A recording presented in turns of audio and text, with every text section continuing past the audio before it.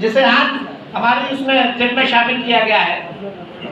अब मैं शाहिद भाई से खुलूस और मुअद्दबाना गुजारिश करता हूँ कि वो हमारे आज के इस प्रोग्राम के चीफ गेस्ट मेहमान खुसूसी आली जनाब इज्जत मुआब डॉक्टर डी.के. द्विवेदी साहब डीओ साहब का शाल उड़ाकर इस्तकबाल करें। दिमाग में जरूर रखें, सफर की हद हो वहां तक जहां निशान रहे, कदम जमीन पे रहे सर पे आसमान रहे।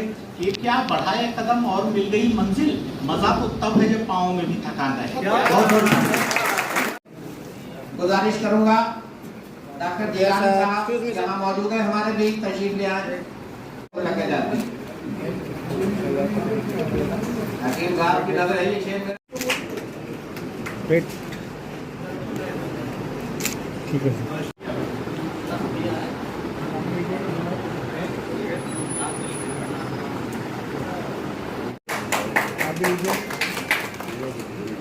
ठीक है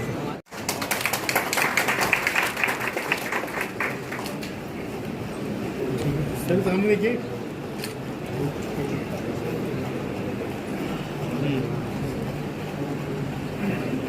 ठीक है थैंक यू। हर्बल इंटरनेशनल के नाम से इसमें आप चीफ गेस्ट भी बहुत अच्छा अपने लोगों को गाइड किया और संबोधित किया।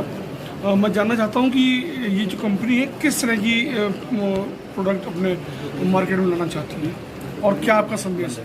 देखिए, आयुर्वेदिक दवाइयाँ जो बनती हैं तो ऐसा नहीं किसी एक बीमारी के लिए फार्मेसीज बनाती हैं। फार्मेसीज में दो तरह की दवाइयाँ बनती हैं, तो शास्त्रीय दवाइयाँ बनती हैं क्लासिकल जिनको बोलते हैं, और दूसरी एथिकल और पेटेंट दवाइयाँ।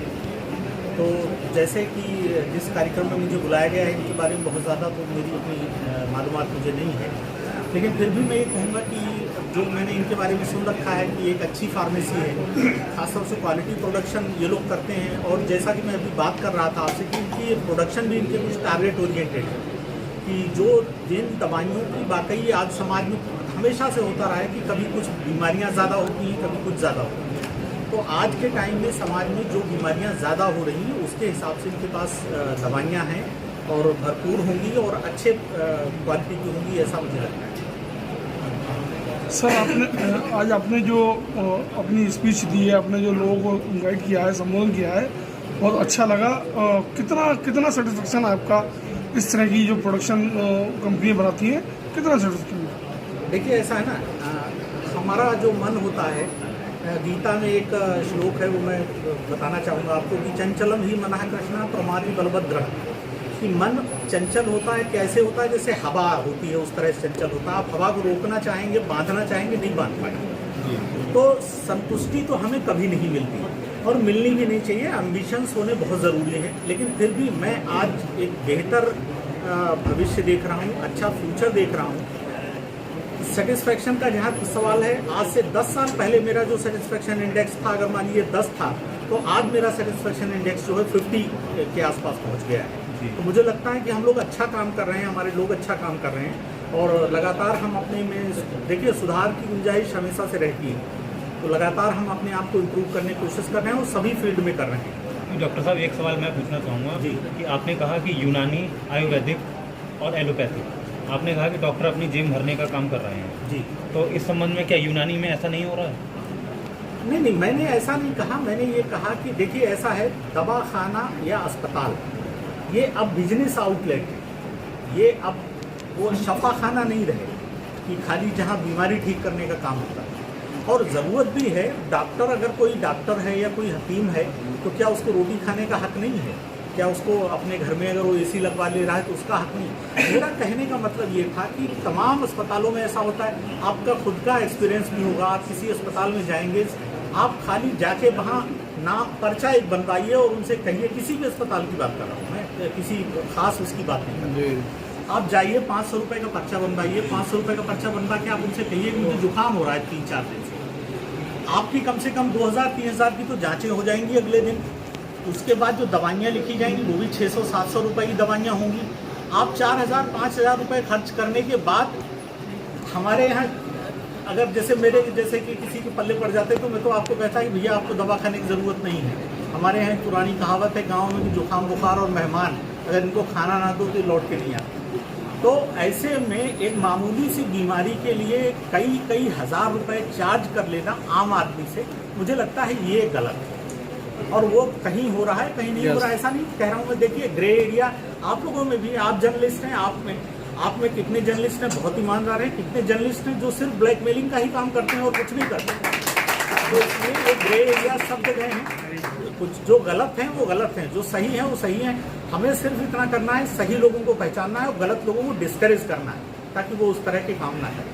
सर मैं जानना चाहूँगा आपका प्रेजेंट लाइफ जो आपका परिचय है थोड़ा सा बता दीजिए, इंट्रोड्यूस करें। मेरा नाम डॉक्टर DK द्विवेदी है। मैंने जो हमारा आयुर्वेद सिस्टम होता है उसमें सर्जरी में MD किया हुआ है और मैं आपके बरेली में लगभग 21 साल मैंने यहाँ जो आयुर्वेदिक कॉलेज है उसमें मैं रहा हूँ। आज की तारीख में मैं यहाँ क्षेत्रीय आयुर्वेदिक यूनानी अधिकारी एक पद होता है उस पर मैं काम कर रहा हूँ। ठीक है साहब, शुक्रिया। शेर है उनकी गजल के शेर होंगे कि सफर की हद हो वहां तक जहां निशान है। एक टारगेट दिमाग में जरूर रखें, सफर की हद हो वहां तक जहां निशान रहे, कदम जमीन पे रहे सर पे आसमान रहे, ये क्या बढ़ाए कदम और मिल गई मंजिल, मजा तो तब है जब पाँव में भी थकान रहे।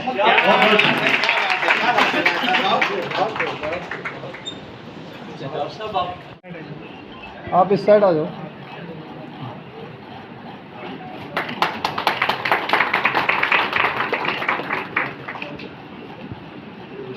सामने देखिए। शायद जिंदगी में मुझे इतना भरोसा अपनी साइंस के ऊपर उससे पहले कभी नहीं था जितना मैंने उन मोहतरम को करते हुए देख के और फिर आके करना शुरू किया उनकी बदौलत।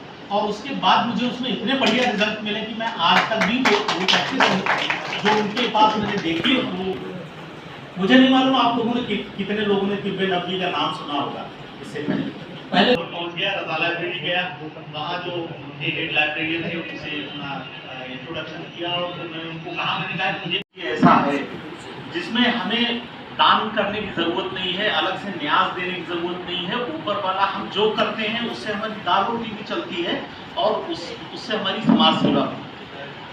तो निश्चित रूप से ऊपर मैं तो बहुत खुदा परस्त हूँ और मेरा अपना यकीन है कि ऊपर वाला तय करता है कि मुझे क्या करना है, वो तय करता है। उसने बहुत सारी स्थितियाँ, मैं आज जिस पोस्ट पे हूँ इस पोस्ट पे कभी नहीं आना चाहता था, कभी नहीं आना चाहता था। जब मुझे रहते हैं सफेद कोट से परेशान रहते हैं और ऐसा इंसान जिसने दोनों कोट पहन के रखे हों सफेद और काला, तो उनसे तो थोड़ा सा डरने की बात है।